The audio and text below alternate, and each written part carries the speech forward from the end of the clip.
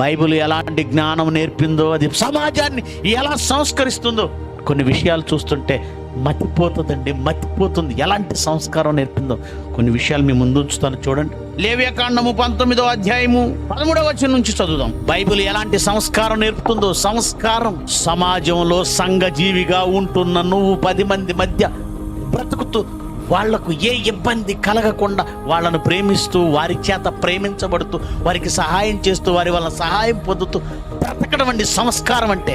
నేర్చుకోండి. అలా ఈ సమాజంలో నీ పొరుగు వానికే ఇబ్బంది కలగకుండా ఉండడానికి దేవుడు వ్రాయించిన ఈ జ్ఞానం, సంస్కారం ఎలా ఉందో చూడండి. నీ పొరుగు వానిని హింసించకూడదు, వానిని దోచుకొనకూడదు. బాగా వినాలి. కూలి వాని కూలి మరునాటి వరకు. మతం చెప్పే మాటలండి ఇవి. మనిషిని మనిషిగా గౌరవిస్తూ, మనిషి బ్రతుకులో ఆకలిని, కష్టాన్ని గుర్తించమని ఉత్తమమైన మాటలు. మతం